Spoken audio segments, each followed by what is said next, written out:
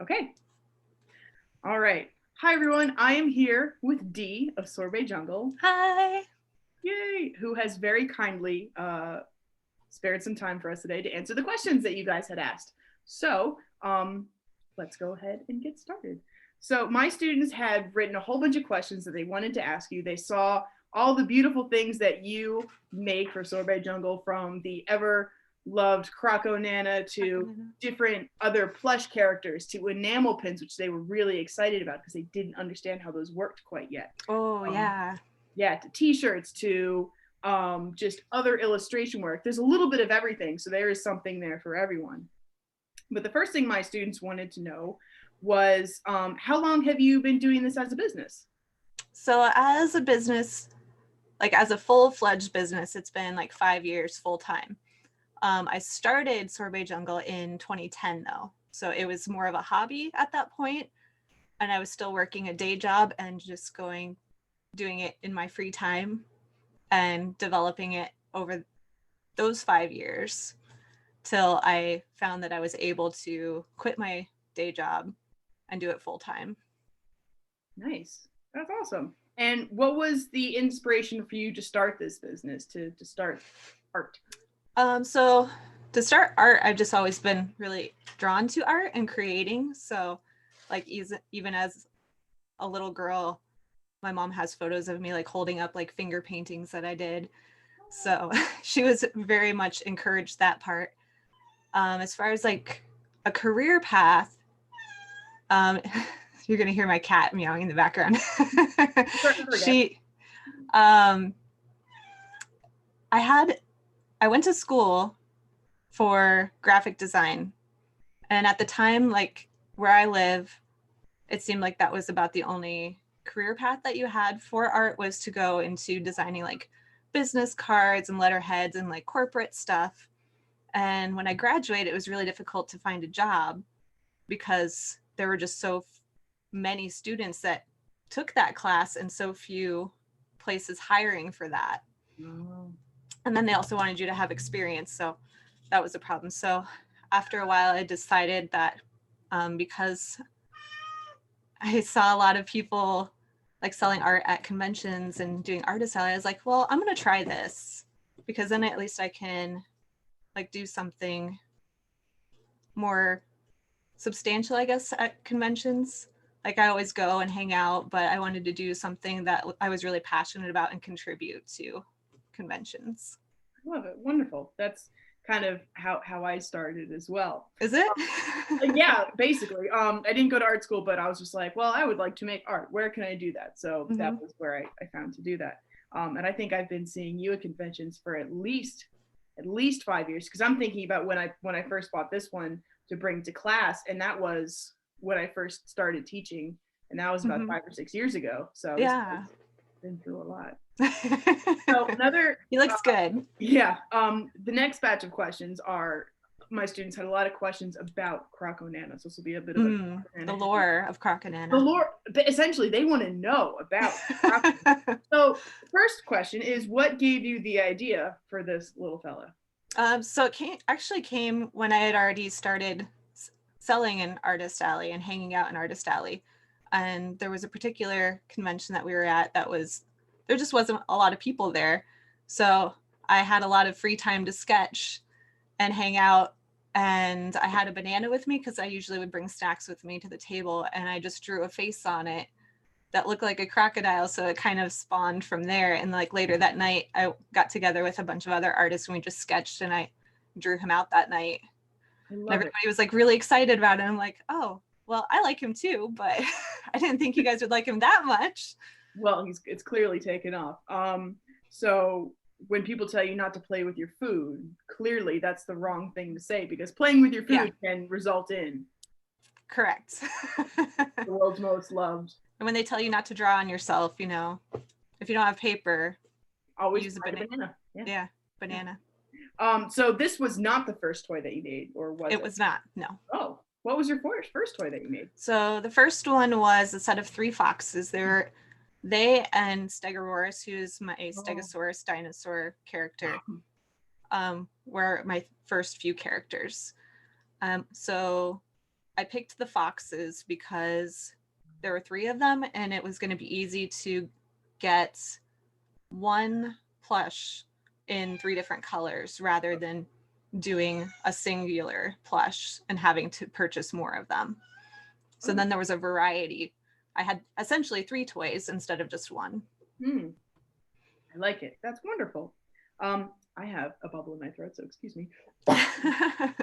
I am an adult and I can definitely drink water. Okay.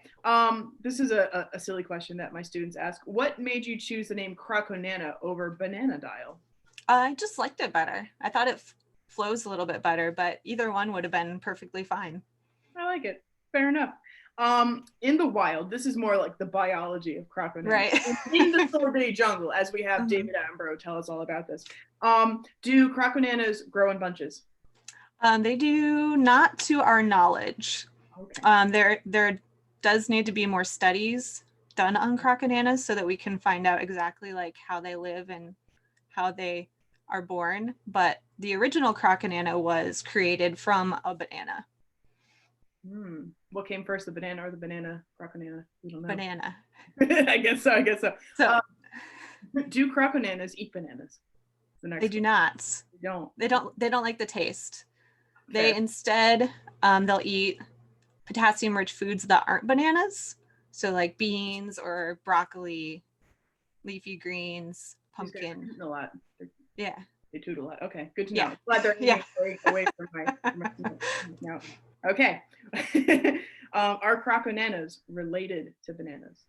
The original Croconana, as we know it, came from a banana. So in that respect, yes. Okay. These are very important science questions. We need to write a scientific paper on them. We do. Stepping a little bit away from the strictly Croconana stuff, as darling as they are, we saw a lot of like apparel that you made, from clothing to hoodies to sweatshirts and things like that.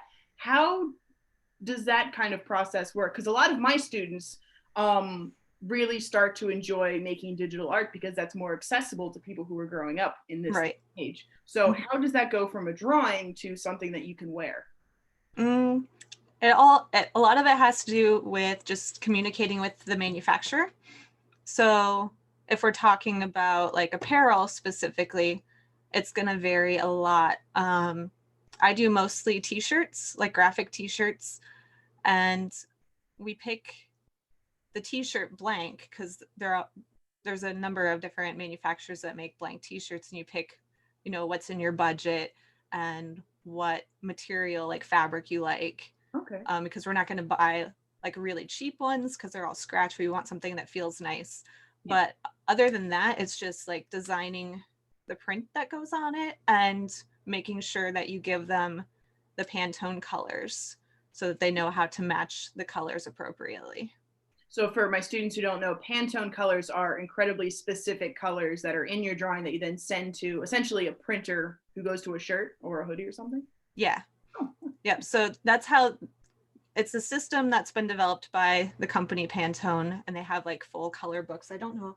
I've got like a small one here I can show you. So this is like the pastel one. Oh, very cool. That nobody seems to have, but I have it. But yeah, it just has like little number codes that you'll give to the manufacturers, and then they can look at their books and say, oh, this is the color that it's supposed to match, and they'll have like little formulas on there so that they can match the colors accurately. It's like a whole color language. I love it. Yeah, exactly. Like the Latin of color. It's going to be the same throughout no matter what. Very cool. Some of the other questions that my students have is, what is your favorite toy that you've made so far? Definitely the Sofubi. Those are so cool. I wish I could grab some of those sometimes. They're very cool. So I try to explain a little bit to my students about sort of Japanese style vinyl toys. Is there anything that you want to share about how that went to yeah, it's really cool. So a couple of years ago, I got to visit the factory that pulls my figures. And when I say pull, it's so the way the traditional like Sofubi or soft vinyl toys are made in Japan is there's like a 1-part mold. So the hole is up here and then the figure is down here. So he would sit about like that. and then they pour the vinyl in the mold for one part, and then this tail is a separate piece that's the same You know way. what?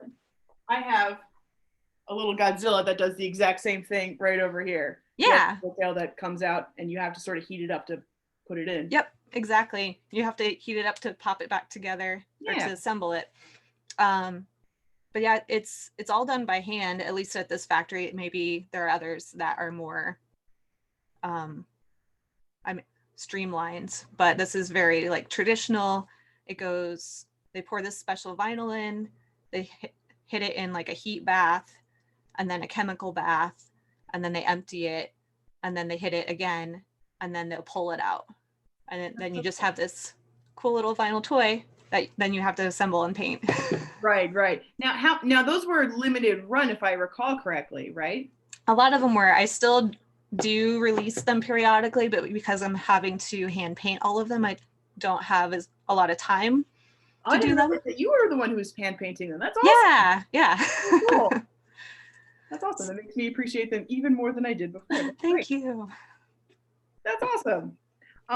Now these are some more questions about artwork that maybe wasn't what you expected, which I think was really interesting for my students to ask, because usually we always ask about people and their successes and how everything turns out really perfect.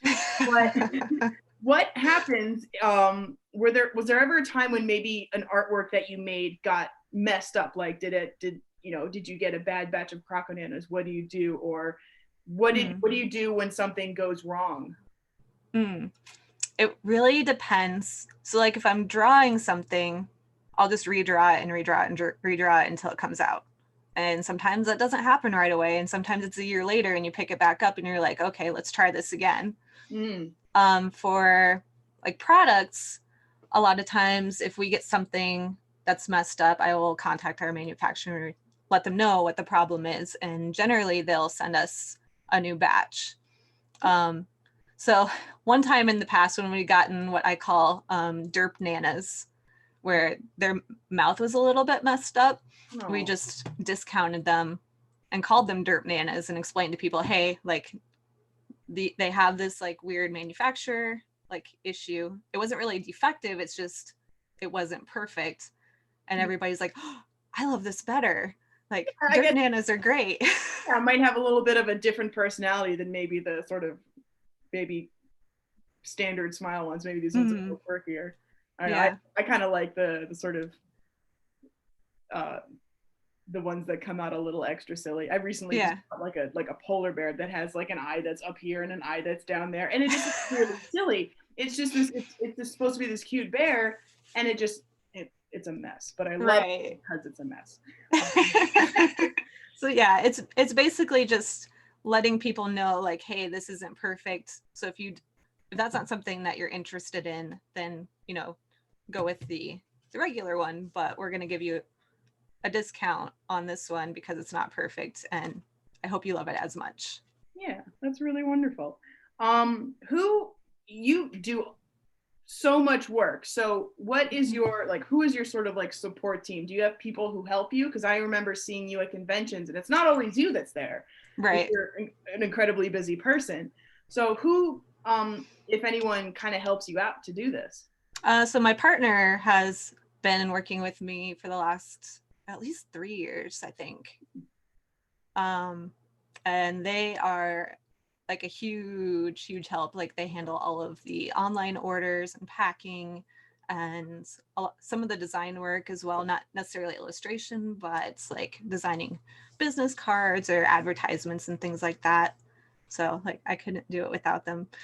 And then I'll have like friends that'll come help us, and we had some employees for a little bit, but with COVID, like we couldn't continue that. So once really a thing for a while at the very least. So I guess that makes sense. Yeah. So once conventions come back, that'll all kind of get the ball rolling again. But in the meantime, we just hang out online. Yeah, we really enjoyed seeing your website. The students really liked saying, "Oh, what's that? What's this?" Oh yeah. They really liked it. It's laid out wonderfully. It's very, really. My partner did all of that, so. We thank them for it. Yeah. If you had any other job, if you had to choose, what would that be? I would probably have been a veterinarian or some sort of animal biologist because I really love animals as well. That makes sense. Considering your line of work, you would have to. Yeah. I like that it's still very present, even if you're making fantastical creatures. The love is still there. I love it. Do you have any plushie designs that you've never used, whether maybe they haven't been made yet or maybe that you just don't know quite how to make them yet? Yeah. There's a lot of them, like sketchbooks full of them. Oh, wow. Wow. I have some of them that recently that I've actually like drawn up the mock-ups for that I plan to submit relatively soon, as soon as I know that I've got everything worked out.